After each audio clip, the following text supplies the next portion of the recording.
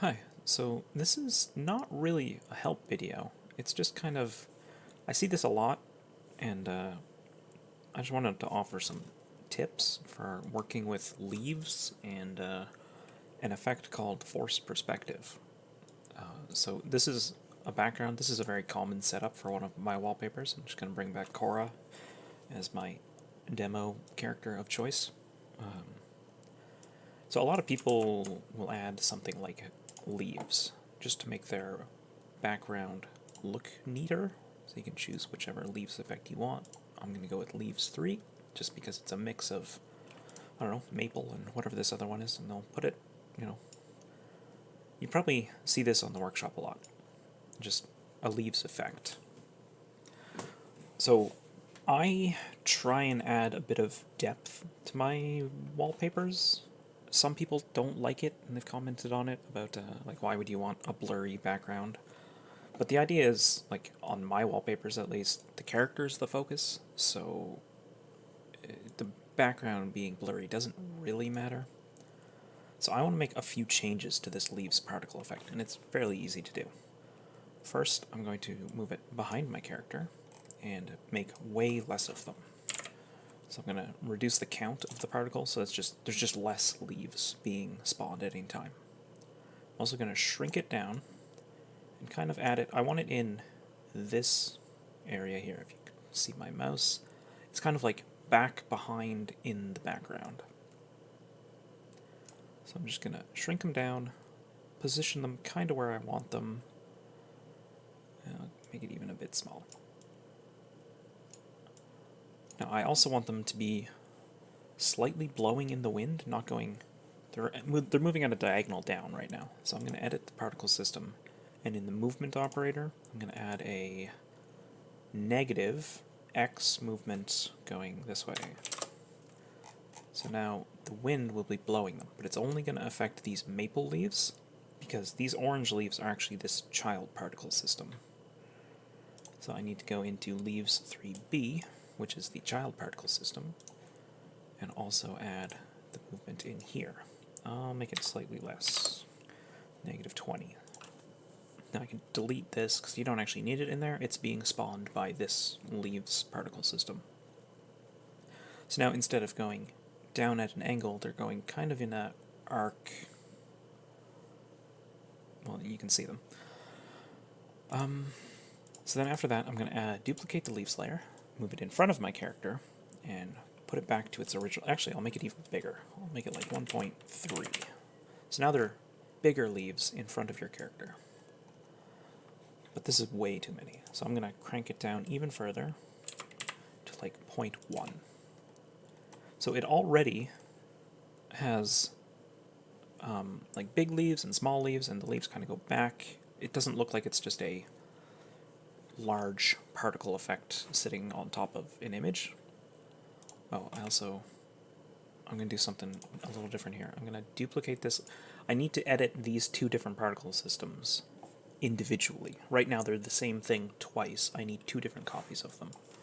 So I'm going to make it leaves 4. Okay. And I need to get this this is the leaves 3B is the orange leaves. So I'm going to bring this back in here, duplicate it as well, leaves 4B, and then put this back to leaves 3B, delete this, change this to leaves 4, delete this child, add leaves 4B, and then change this... Oh shit, I messed up. I didn't change the particle system. Put this back to leaves 3B, change the particle system to 4. Sorry, this is a little bit of weird particle editing. Okay, so now I have two separate things, and all of my settings got reset because I changed particle systems. So put this back down to 0.1. Now in this particle system, I'm going to change their size to be larger. And then shrink them back down to a little bit. So each leaf in the foreground is now much larger than the leaves in the background.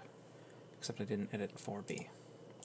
You would think after some time I would edit these videos, but I'm probably not going to.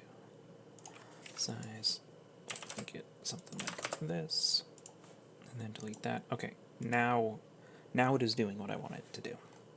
I have large leaves in the foreground in front of Cora, and smaller leaves in the background behind Cora.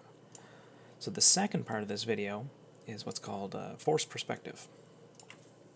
And you do that by blurring things.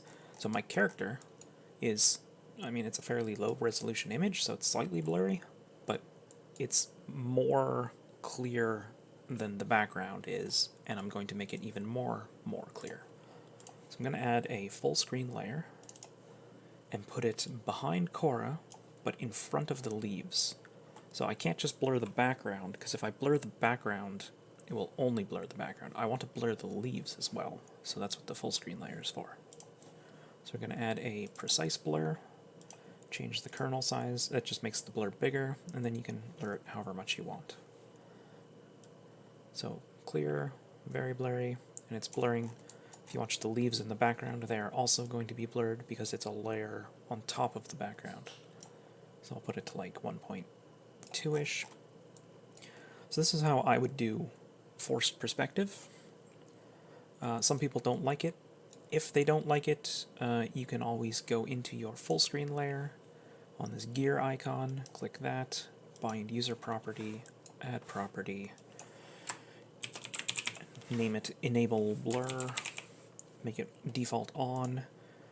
Now this will add a setting to your wallpaper settings where you can just turn this layer on and off. I'm going to delete this just so I can show it, because if you have that made, you can't actually do this, but essentially what it'll do is just toggle this on and off so people can choose how much blur they want, or if they don't want it. But yeah, so this is how I would suggest editing leaves to make backgrounds slightly more lively and slightly more, I mean, you don't have to. Normal leaves are fine. I don't know, I like doing this better. It seems to work. It creates a nice effect. Adds a little bit of a 3D look to it. You can also add parallax on top of all of this, but it's not necessary. Anyways, hope that helps.